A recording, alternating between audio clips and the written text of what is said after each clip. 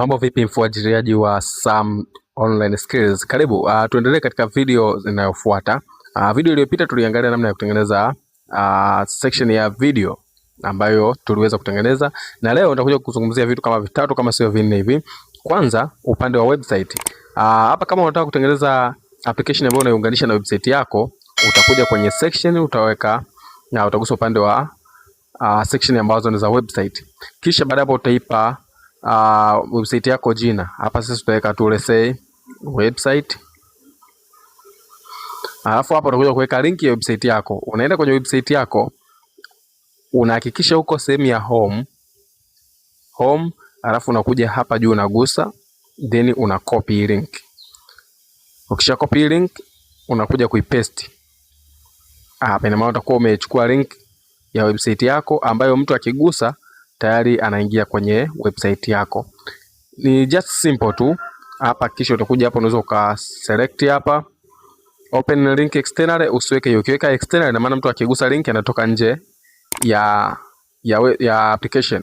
Unaweza ukaruhusu download, unaweza ukaruhusu zoom, unaweza ukaruhusu pull to refresh. Kama kuna changamoto kimtandao, mtu akivuta kwenda chini ina refresh. Then kitu kingine hapa una allow hapa require to watch video. Kama unataka mtu kulipia utaruhusu kulipia. Sawa? Then hapo unaweza kuweka video, sema picha. Hatujajiandaa kuweka picha, tutaweka ambazo ziko kwenye gallery huku. Tutaangalia picha gani ambayo tuiweke hapa. Sio lazima, lakini unaweza kaangalia wewe picha ya kuweka, lakini ukiona vipi unaiacha. Sawa? Kisha baada hapo let's say tumeweka picha yetu, let's say tumeweka hii hapa japo haiendani. Kisha baada hapo tuta save. Sawa? Tukisha save ina maana mtu akija kuangalia kwenye application yetu atakutana na hiyo section mpya ambayo ni ya website. Ukigusa unaweza kuona, sawa, inakuwa inaonyesha kile ambacho kipo kwenye ile website. Sawa, namna hii.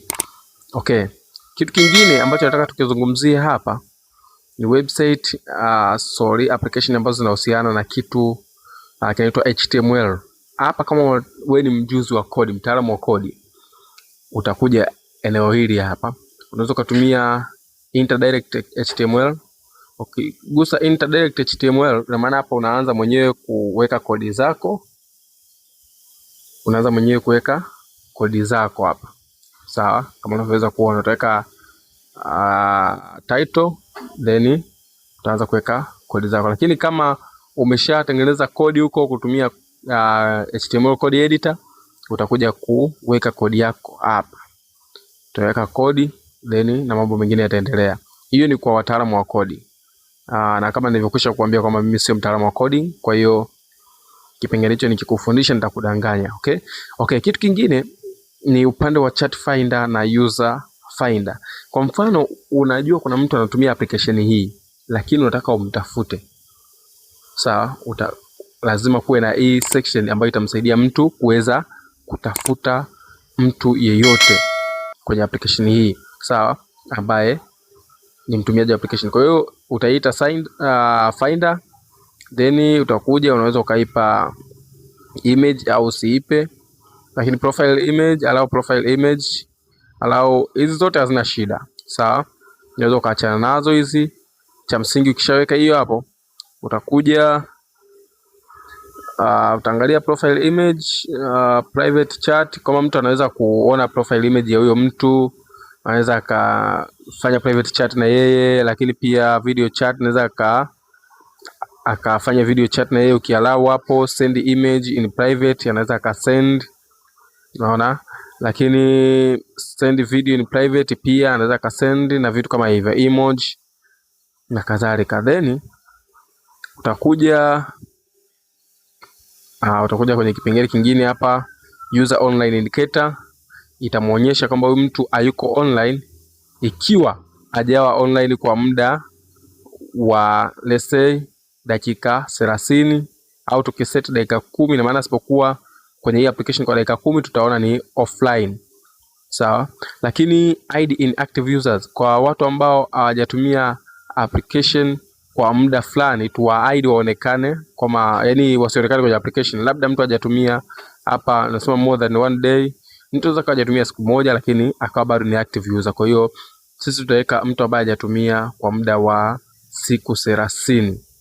Sawa, more than 30 days au miezi mitatu, tuweke miezi mitatu, 3 months. Sawa. Kwa mtu ambaye hajatumia siku 90 ambaye ni miezi mitatu, ataonekana ni inactive users. Kwa hiyo ina maana hataonekana kwenye application kwa mtu akiwa anatafuta. Okay. Access to other apps. Ukiweka access to other apps, ina maana mtu ataweza kumuona na mtu ambaye yuko kwenye app nyingine. Lakini sisi tunataka kwa ajili ya watu walioko kwenye application yetu hii. Priority alert is tusha set, haina shida. Then baada ya hapo tutakuja kitu cha muhimu hapa, tutaweka hii hapa iwe inaonekana kwenye main menu, iwe inaonekana show in menu, then require watch video to access, na hiyo turn on. Hiyo vitu vya msingi, then tuta save. Sawa. Then kitu kingine tutakuja,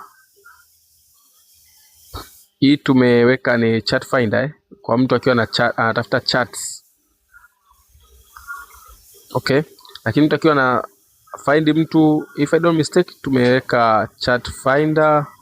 Kuna chat finder afu kuna user finder. Sawa. Hiyo tulioigusa I think ni user finder. Kwenye chat finder tukija tutagusa hapa. Okay. Tutakuja hapa user finder, chat finder. Tunaweza kuiweka hapa chat finder. Mtu anaweza kutafuta chats ambazo zimefanyika kwenye application hii. Sawa. Japo hiyo sio muhimu, lakini kama unahitaji iwe hivyo utaweka. Then vitu vingine utaseti kama kawaida. Don't show these chats. Ukiweka don't show these chats, set baadhi ya chats kwamba zisionyeshwe ikiwa kuna chats ambazo tayari zipo. Sawa. Text to speech icon. Hivyo. User offline indicator kwa mtu ambaye yuko online kwa dakika 10. Minutes latest between. Hizi nyingine utaziacha kama zilivyo. Wewe mwenyewe utaangalia, ukiona kama kuna ambacho unataka kukibadilisha ni sawa. Lakini hapa muhimu uje turn on watch video. Lakini kama hautaki kuingiza pesa kwa njia ya ads, basi unaweza kai turn off. Itategemea na wewe njia yako ya mapato ambayo umeichagua kwenye hii ni ipi. Sawa. Kwa hiyo hizo ndo zile ambazo nimekuambia nitakuja kuzizungumzia. Baada ya hapo video ijayo nitakuja kuzungumzia na upande wa forum. Tutakuja kutengeneza forum. Sawa. Tutakuja kutengeneza forum kwa ajili ya application yetu ya SG Network. Uwe na wakati mwema.